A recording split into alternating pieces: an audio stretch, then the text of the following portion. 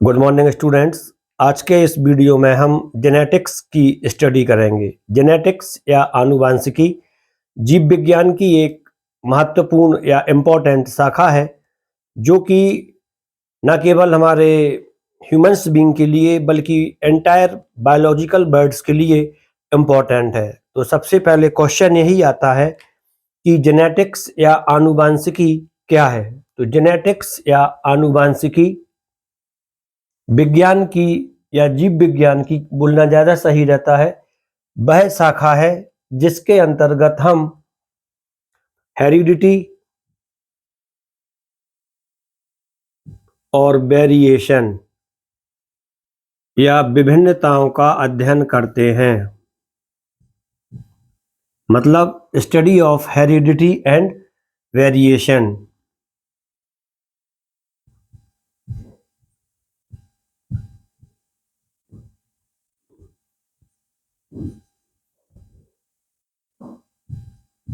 यह जेनेटिक्स की एक साधारण या सिंपल परिभाषा है। इसके बाद क्वेश्चन आता है कि हेरिडिटी क्या होती है। तो हेरिडिटी, इसे हम हिंदी में आनुवांशिकता बोलते हैं। हेरिडिटी का मतलब होता है आनुवांशिक लक्षणों का एक पीढ़ी से दूसरी पीढ़ी में जाना। आनुवांशिक लक्षण वे लक्षण जो माता पिता से उनकी संतानों में जाते हैं आनुवांशिक लक्षण कहलाते हैं। आनुवांशिक लक्षणों का अध्ययन हेरिडिटी कहलाता है। और वेरिएशन या विभिन्नताएं, वेरिएशन एक ही जाति के सदस्यों के बीच में जो अंतर पाया जाता है उसे वेरिएशन या विभिन्नताएं कहते हैं। जैसे यदि हम ह्यूमन बींग्स के दो मेंबर्स की तुलना करें तो ज्ञात होता है कि इनके जो फीचर्स हैं अलग अलग हैं। हर एक व्यक्ति की एक शारीरिक क्षमता, मानसिक क्षमता भी अलग अलग है। तो ये जो डिफरेंस है यही वेरिएशन कहलाता है। अर्थात सजातीय सदस्यों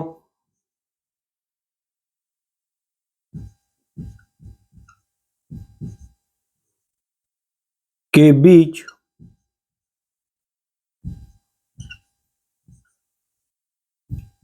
पाए जाने वाले अंतर को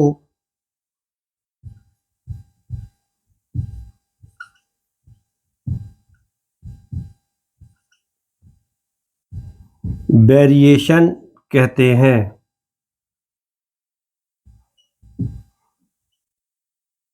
या विभिन्नताएं कहते हैं। वेरिएशन या विभिन्नताएं कहते हैं। ये विभिन्नताएं प्रत्येक जीव जाति के सदस्यों के बीच पाई जाती हैं। यहाँ तक कि जो ट्विंस होते हैं उनमें भी कुछ ना कुछ वेरिएशन होता ही है। इसके बाद क्वेश्चन आता है कि जेनेटिक्स शब्द को सबसे पहले किस वैज्ञानिक ने दिया था। तो जेनेटिक्स शब्द को सबसे पहले बेटसन नामक वैज्ञानिक ने दिया था। बेटसन नामक वैज्ञानिक ने दिया था। इसके बाद क्वेश्चन आता है कि किस वैज्ञानिक के लिए हम फादर ऑफ जेनेटिक्स बोलते हैं। तो इसका आंसर है फादर ऑफ जेनेटिक्स हम या आनुवांशिकी के पिता को ग्रेगर जॉन मेंडल, आनुवांशिकी के पिता ग्रेगर जॉन मेंडल है। यदि पूछा जाता है कि who is the father of modern genetics, आधुनिक आनुवांशिकी के पिता कौन है? मॉडर्न जेनेटिक्स, आधुनिक आनुवांशिकी। आधुनिक आनुवांशिकी के पिता के रूप में बैटसन को कहा जाता है, या आधुनिक आनुवांशिकी के पिता बैटसन है। फादर ऑफ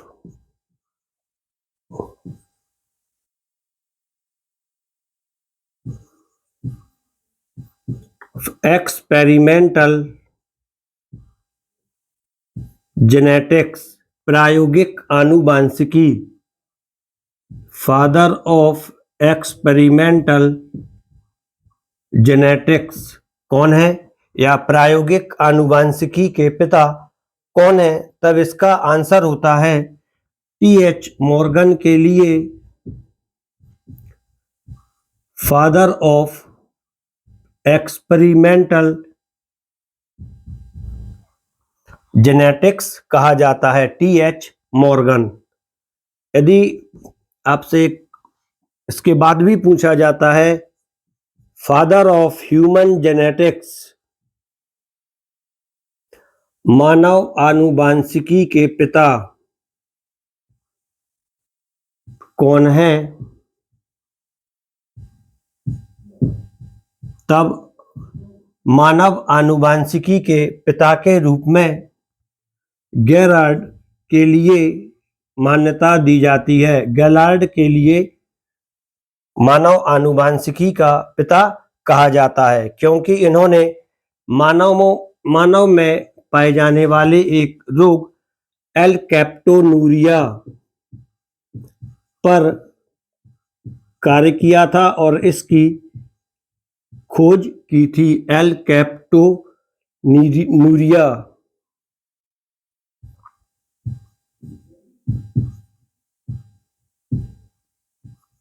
की खोज की थी, इसलिए इन्हें फादर ऑफ ह्यूमन जेनेटिक्स बोला जाता है।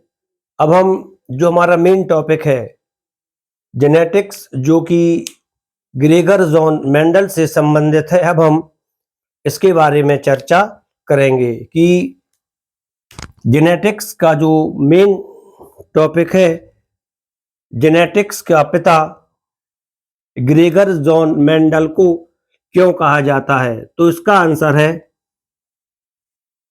आनुवांशिकता से संबंधित सबसे पहला प्रयोग, या सबसे पहले जो प्रयोग हुए थे वो ग्रेगर जॉन मेंडल ने किए थे, इसलिए इन्हें आनुवांशिकता का पिता कहा जाता है। अब क्वेश्चन आता है कि ग्रेगर जॉन मेंडल ने अपने प्रयोग किस पौधे पर किए थे या किस जंतु पर किए थे?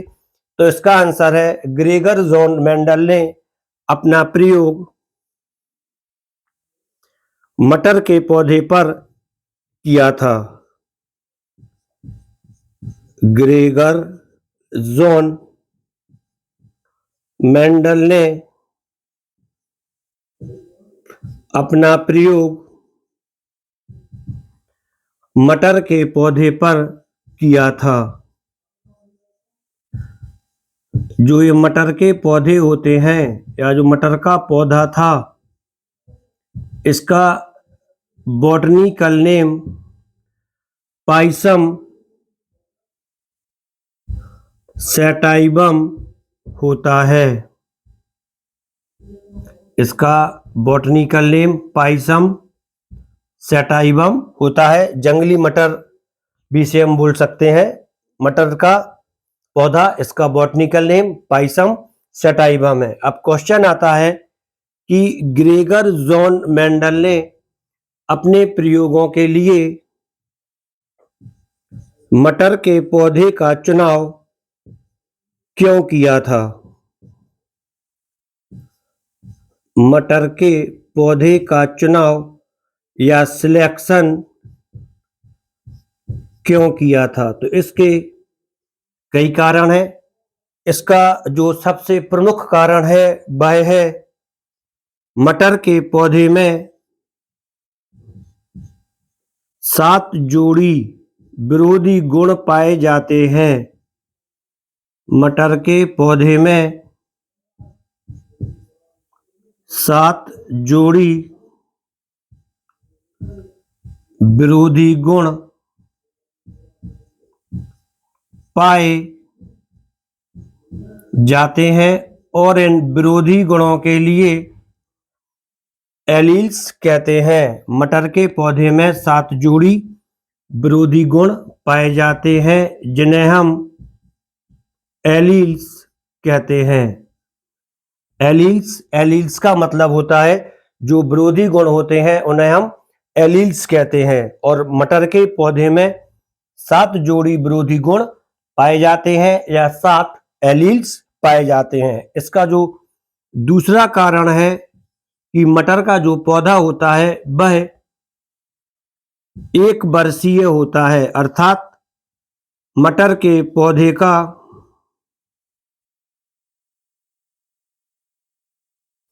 जीवन काल 1 वर्ष में पूरा हो जाता है। मटर का पौधा 1 वर्षीय होता है। अब क्वेश्चन आता है कि मटर के पौधे में पाए जाने वाले ये 7 जोड़ी विरोधी गुण कौन कौन से हैं, या क्वेश्चन इसमें इस तरह से भी पूछा जाता है कि मेंडल ने अपने प्रयोगों के लिए मटर के पौधे का चुनाव क्यों किया था। तो इसका आंसर हम सिंपल तरह से इस प्रकार से लिख सकते हैं। सबसे पहले इसके जो 7 जोड़ी विरोधी गुण हैं या एलील्स, यदि क्वेश्चन आता है एलील्स किसे कहते हैं तो आप उसका आंसर लिख सकते हैं कि परस्पर विरोधी गुणों के लिए एलील्स कहते हैं। किसी पौधे में पाए जाने वाले परस्पर विरोधी गुणों के लिए एलील्स कहते हैं।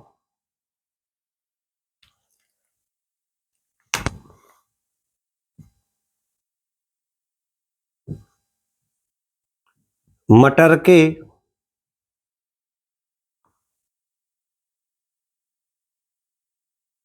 पौधे के विरोधी गुण या एलील्स।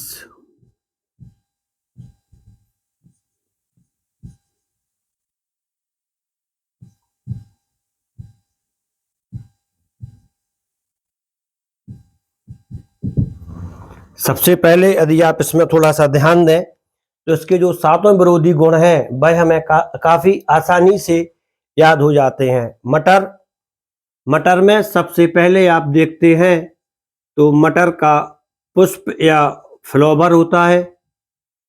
इसी पुष्प से मटर की जो फली होती है इस फली का निर्माण होता है और इस फली के अंदर से बीज या सीड निकलता है। यदि आप यह पुष्प के बाद फली और फली के बाद जो बीज प्राप्त होता है ये सीक्वेंस याद कर लेते हैं तब आपको मटर के पौधे में पाए जाने वाले 6 एलील्स की जानकारी हो जाती है। क्वेश्चन आता है किस प्रकार से, तो इसको अब हम इस प्रकार से समझ सकते हैं। पुष्प की जो स्थिति होती है, अर्थात मटर के पौधे में पुष्प कहाँ पर निकलता है, तो जो इसकी स्थिति है यह 2 जगह होती है जो कि परस्पर विरोधी गुण होते हैं और यही एलील्स है। पहली स्थिति यह कक्षस्थ होता है, कक्षस्थ या टर्मिनल।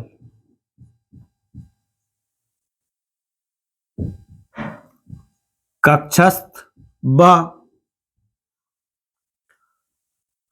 कक्षस्थ टर्मिनल नहीं, कक्षस्थ या एक्सिलरी है। कक्षस्थ व अग्रस्थ। कक्षस्थ, एक्सिलरी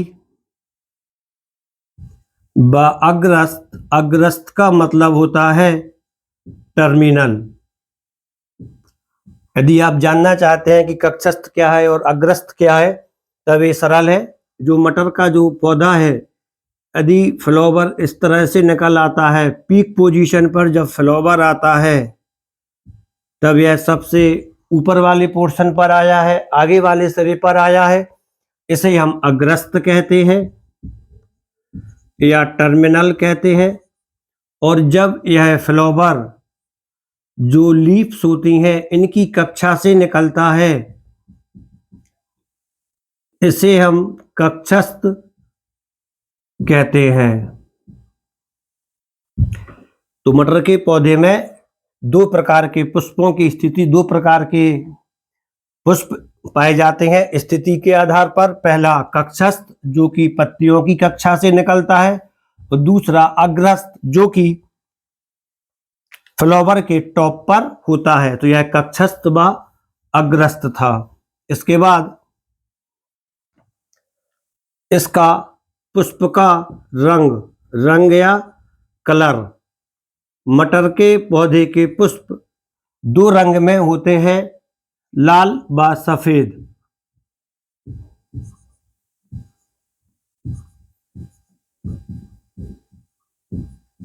रेड एंड व्हाइट। इसके बाद फली,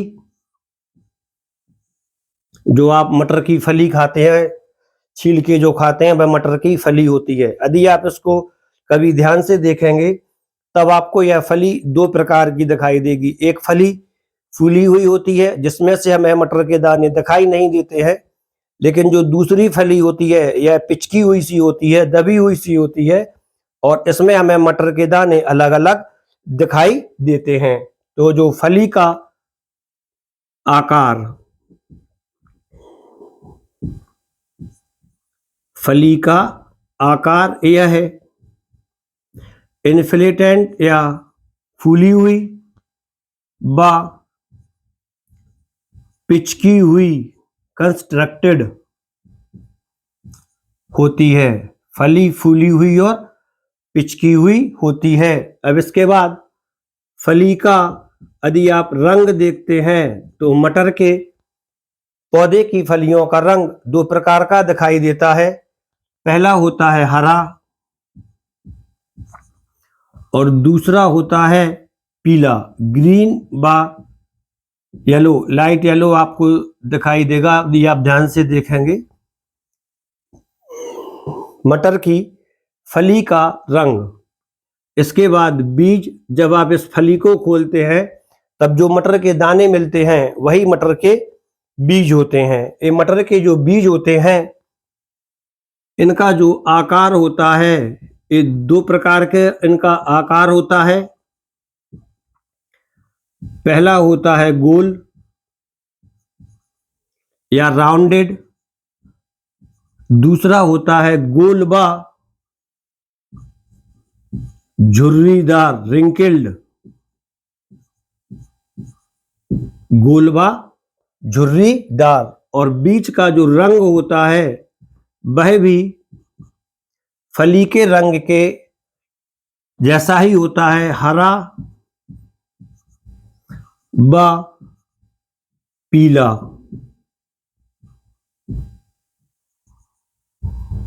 तो अभी आपने जो मटर के पौधों में पाए जाने वाले एलील्स हैं उनमें से 6 एलील्स की जानकारी कर ली है। ये वाला 1, 2, 3, 4, 5 और जे 6। इसके बाद बीच से जो पौधा निकलता है, इस पौधे की लंबाई है, पौधे की लंबाई,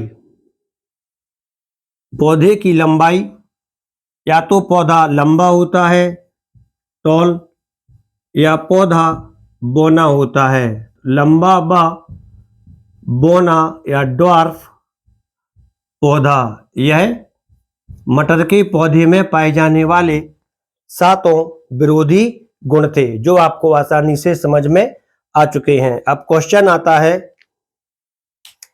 कि मेंडल ने अपने इन प्रयोगों को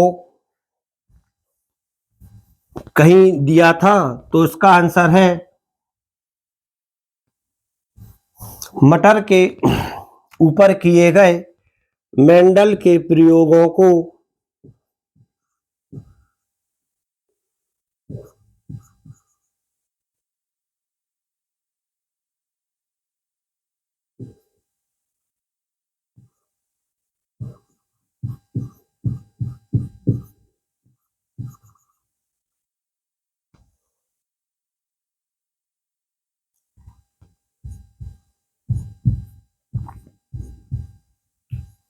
(1866) में प्रकाशित किया गया था।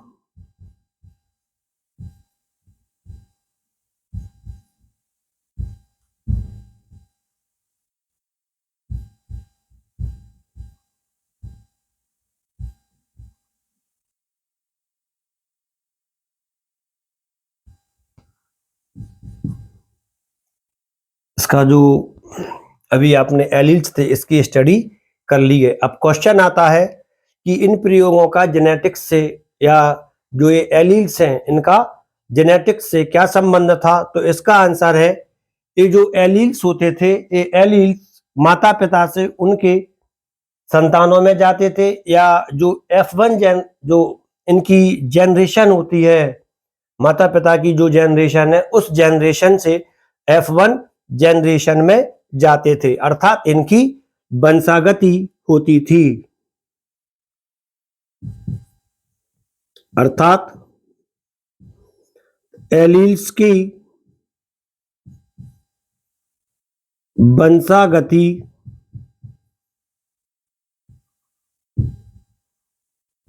जीन के द्वारा होती थी।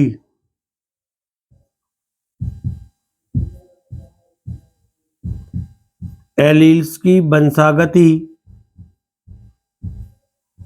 जीन के द्वारा होती थी। तो अपना क्वेश्चन आता है कि जीन क्या होते हैं।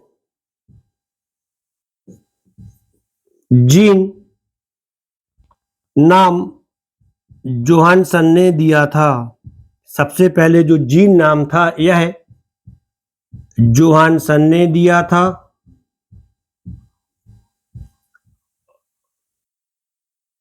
जीन वास्तव में आनुवांशिकी की या आनुवांशिकता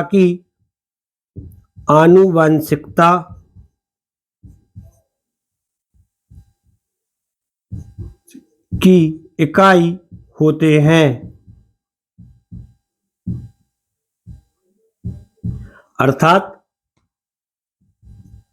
जीन ही आनुवांशिक लक्षणों को एक पीढ़ी से दूसरी पीढ़ी तक ले जाते हैं। इसे हम सरल रूप में इसी प्रकार से परिभाषित भी करते हैं कि आनुवांशिक लक्षणों को एक पीढ़ी से दूसरी पीढ़ी तक ले जाने वाले कारक या फैक्टर्स, जिसे मेंडल ने कारक ही बोला था, जीन कहते हैं।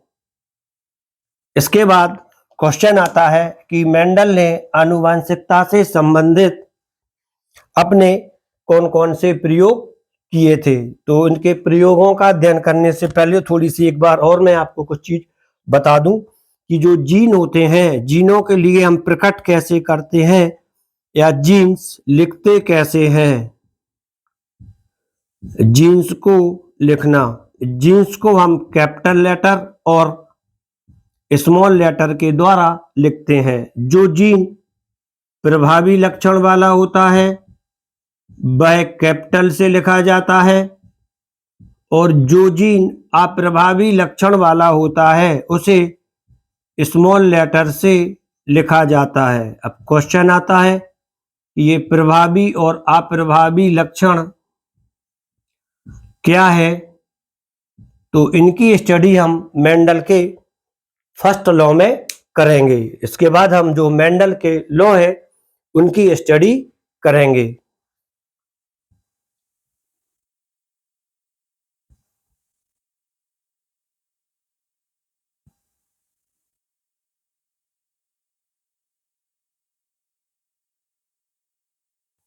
मेंडल्स के प्रयोगों को इसमें experiment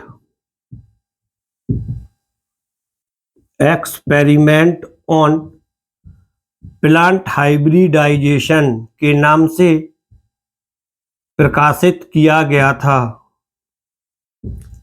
experiment on plant hybridisation या पादप संकरण पर प्रयोग के नाम से प्रकाशित किया गया था।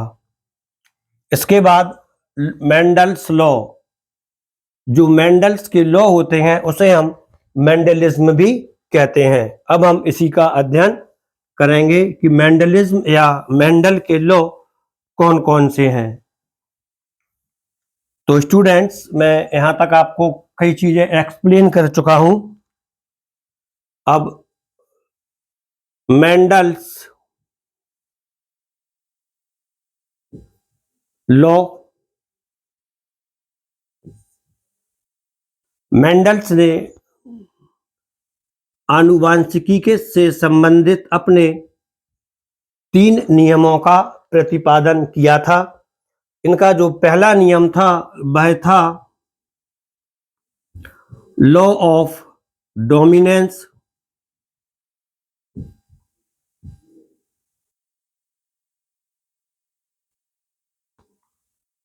या प्रभाविकता का नियम। लॉ ऑफ डोमिनेंस या प्रभाविकता का नियम। मेंडल का जो दूसरा नियम था वह था law of purity of gamete. Law of purity of gamete या गैमीट मीन युग्मक या युग्मकों की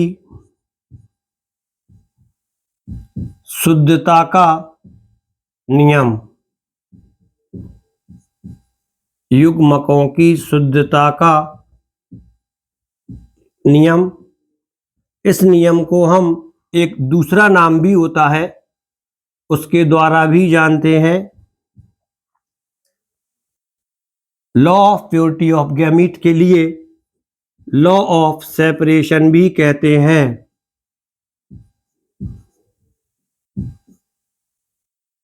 इसके लिए लॉ ऑफ सेपरेशन या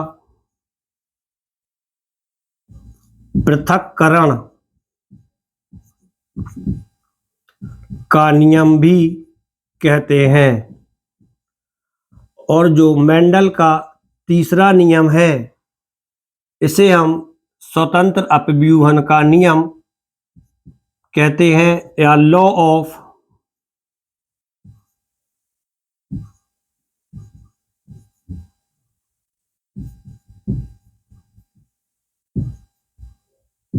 इंडिपेंडेंट असॉर्टमेंट।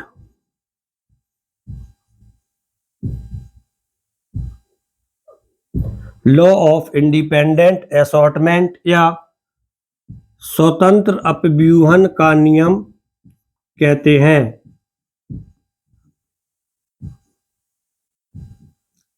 और इन तीनों नियमों को हम सम्मिलित रूप से मेंडलिज्म भी कहते हैं। यह स्वतंत्र अपव्यूहन का नियम है। अब इसमें से जो ये शुरू के दोनों नियम होते हैं, फर्स्ट और सेकेंड, ये दोनों नियम एक गुण संकरण पर आधारित है।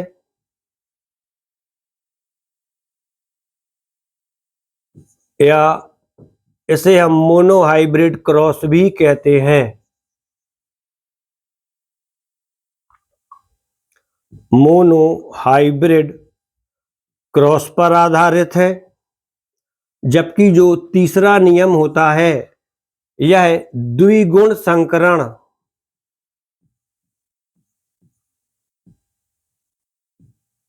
या डाई हाइब्रिड क्रॉस पर आधारित है। डाई हाइब्रिड क्रॉस पर आधारित है। क्वेश्चन आता है एक गुण संकरण क्या होते हैं और द्विगुण संकरण क्या होते हैं या डाई हाइब्रिड क्रॉस क्या होते हैं।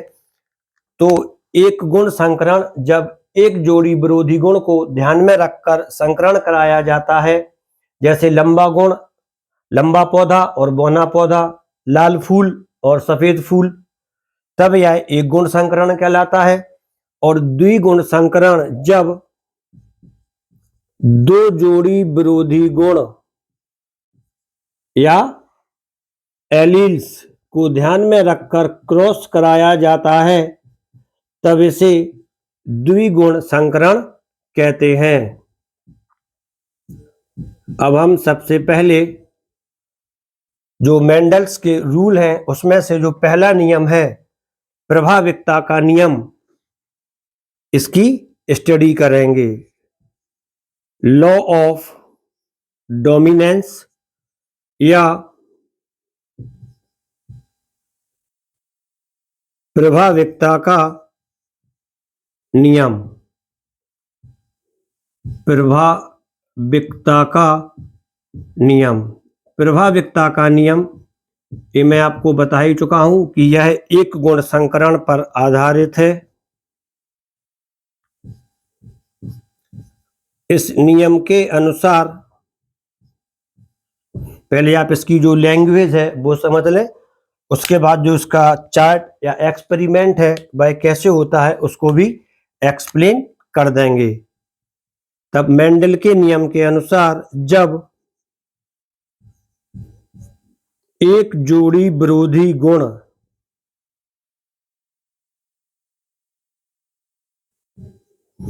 को ध्यान में रखकर,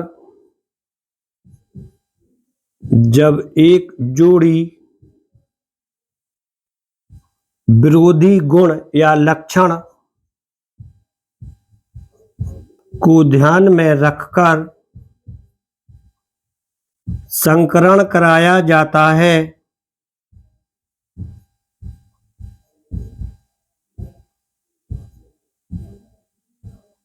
ध्यान में रखकर संकरण कराया जाता है,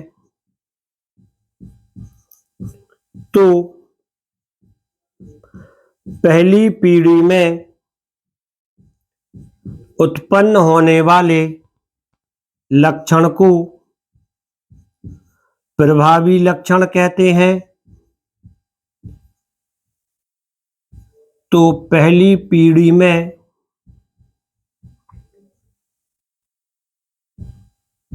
उत्पन्न होने वाले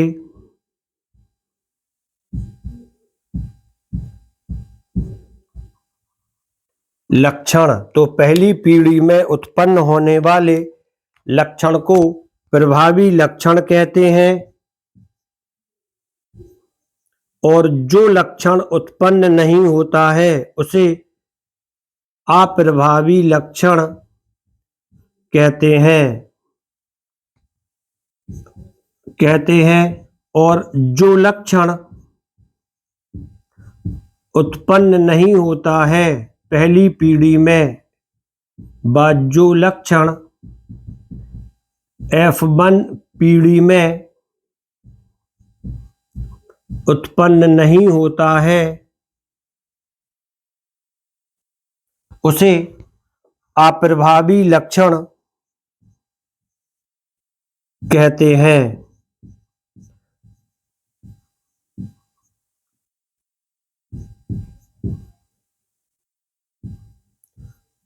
उसे अप्रभावी लक्षण कहते हैं। अब इसके लिए हम एक सिंपल सा चार्ट बनाएंगे और उससे यह आपको आसानी से समझ में आ जाता है। ये काफी सरल है। यदि इसमें हम एक जोड़ी विरोधी लक्षण ले लेते हैं, जैसे लंबा पौधा और बौना पौधा। लंबा पौधा ब बौना पौधा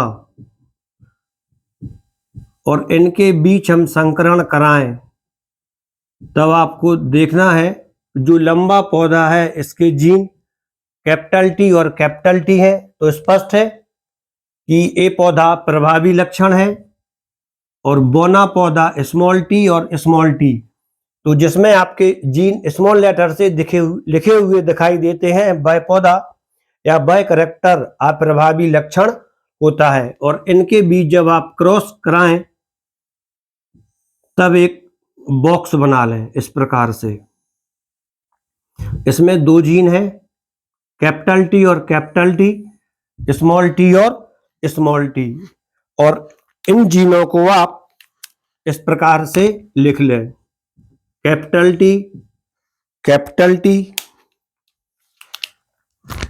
और यहां पर स्मॉल टी और स्मॉल टी। जब आप इसका क्रॉस कराते हैं तो यहां पर कैपिटल टी और स्मॉल टी जाता है, यहां पर भी कैपिटल टी स्मॉल टी जाता है।